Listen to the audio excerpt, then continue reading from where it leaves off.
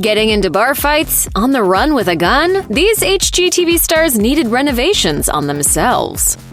Thanks to an investing partner, Tarek Moussa and Christina were able to purchase their first investment property and flip it for $34,000 in earnings. This helped launch Flip or Flop, their popular HGTV show where they purchased dilapidated homes and fixed them up. The reason they were able to make money was that the houses were going for cheap after previous residents were evicted. From this strategy, they were able to turn huge profits, with each of them now worth millions of dollars. Of course, they work hard and have other ventures, but it's still awkward optics. The rigors of HGTV also took a major toll on their marriage, and people reported that their struggles also included Moussa's thyroid cancer diagnosis and Hall's struggle to conceive through in vitro fertilization. They were able to conceive their second child, but because of the exhausting schedule of filming Flip or Flop, Hall didn't get enough time to recuperate. Things hit a real rough patch for the two of them, and Hall admitted that the two didn't even drive to set together. Things eventually reached a breaking point between the couple in 2016, when police arrived at their home. According to Us Weekly, an eyewitness saw Moussa, quote, run out of his back door, jump over his back fence while Hall followed, crying and visibly upset. The eyewitness watched as Moussa walked towards the hiking trails of Chino Hills State Park with a gun in his hand. Police were called to the scene and notified about an upset and possibly suicidal person. There was ultimately no violence or charges filed, but later that year, the couple filed for divorce. I feel like it's not really fair to you or myself to continue house flipping with you. Nicole Curtis became an HGTV darling thanks to her hit Rehab Addict, where she restores old homes to their former glory. However, Curtis has faced a few legal bumps along the way. In 2015, CBS Minnesota reported that one of her home purchases in North Minneapolis was left unrestored for 3 years. In her defense, she said that the city didn't close the sale for over a year, but additional problems arose when her contractor claimed that she didn't pay him the $25,000 that he was owed. Curtis denied this and claimed that the contractor was paid in full. In 2021, Curtis came out with a new version of her show, Rehab Addict Rescue, and people reported that she got into a lawsuit with the City of Detroit Land Bank over contested ownership of a home that Curtis purchased in 2017. However, in 2018, the Detroit Land Bank claimed that the property was theirs. By this point, Curtis had invested about $60,000 into the property, and in May 2021, a judge ruled in her favor and she got to continue restoring the property.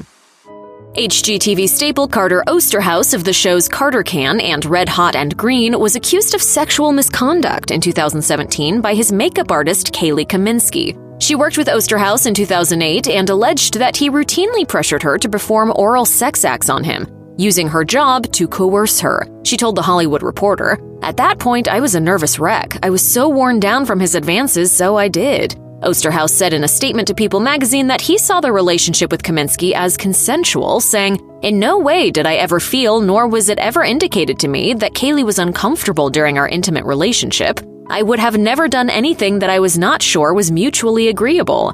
HGTV also responded to the news with a statement that they have not been connected to Oosterhouse for a long time, but stressed that they have no patience for such behavior. Page 6 noted that Oosterhouse returned to TV in 2018 on TLC's Trading Spaces and While You Were Out. Chip and Joanna Gaines have gotten some flack over their HGTV hit Fixer Upper. A previous client of theirs wasn't thrilled with all the attention they received after the famous couple worked on their home. Neighbors were also upset because taxes hiked up after all the attention on the neighborhood. So in Waco, because we have very little property appreciation, we've got to come into a property like this and really create the value. This wasn't the only negative feedback that the Gaines have received. As of 2016, they belonged to Antioch Community Church, and a BuzzFeed article revealed that Pastor Jimmy Seibert preached against same-sex marriage. While the news created a lot of well-earned flack, Joanna spoke up to The Hollywood Reporter, saying, "The accusations that get thrown at you, like you're a racist or you don't like people in the LGBTQ community, that's the stuff that really eats my lunch because it's so far from who we really are." Their problems continued in 2017 when Chip's former partners at Magnolia Real Estate Company sued him for $1 million. They claimed that back in 2013, the TV personality bought each of them out for $2,500 and failed to notify them about the couple's HGTV deal. People notes that Chip announced his and Joanna's exciting news about the show Fixer Upper literally 2 days after the buyout. Chip jumped on Twitter to say that his former partners had never reached out to him until the lawsuit was filed, and the Waco Tribune-Herald reported that the case was later thrown out. New Jersey-based cousins Anthony Carrino and John Colaneri came together after Carrino and his father started the family business Brunelleschi Construction. Colaneri and Carrino went on to entertain viewers on their show HGTV's Kitchen Cousins by remaking kitchens into spectacular and functional spaces.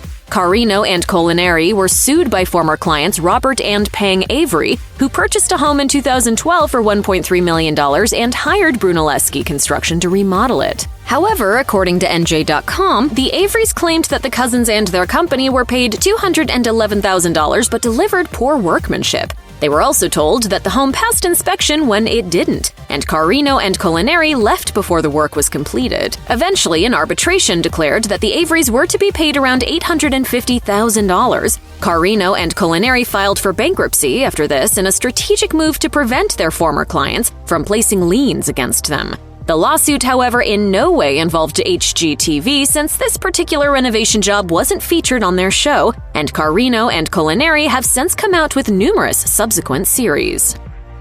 House hunters offered viewers a glimpse into people buying or renting homes with an agent offering prospective locations based on clients' wish lists, but it turns out that it's all largely fabricated. In 2012, Dina Haynes wrote a blog post about her experience on the spin-off House Hunters International and how she and her husband had actually already chosen a home when filming began and had to film scenes of them reenacting their move. A Texas House Hunters participant, Bobby Jensen, also blogged about her 2006 episode and wrote that the show went as far as giving her family a false angle that they were desperate for a larger home. A publicist for the show reached out to Entertainment Weekly and stressed that to capitalize on production, they work with people who have already narrowed down their search criteria.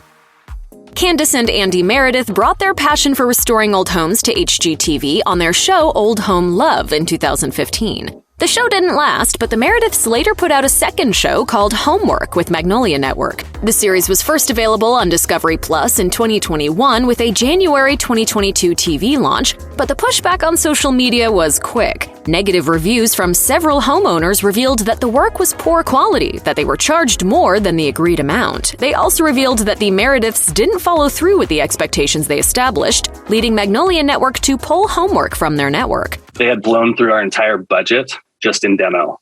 And that just kind of took our breath away.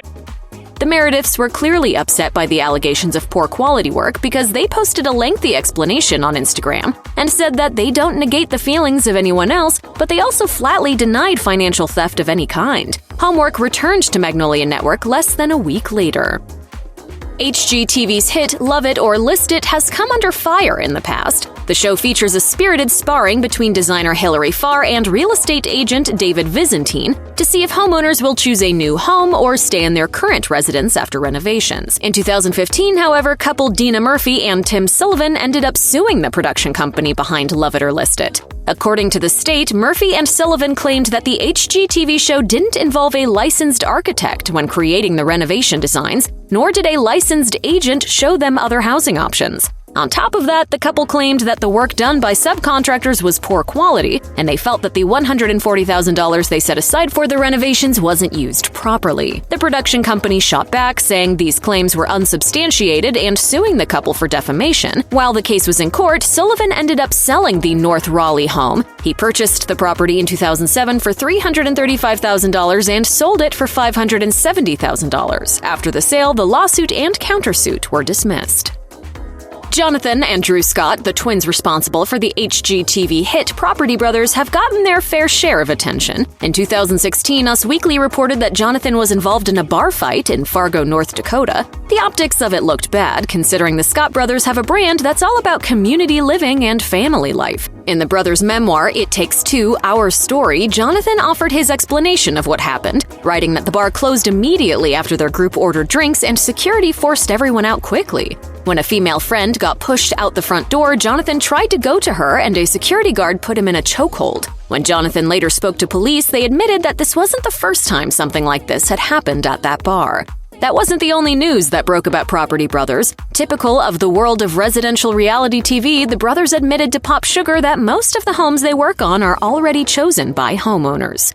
If you or anyone you know has been a victim of sexual assault, help is available. Visit the Rape, Abuse, and Incest National Network website or contact RAIN's National Helpline at 1-800-656-HOPE-4673.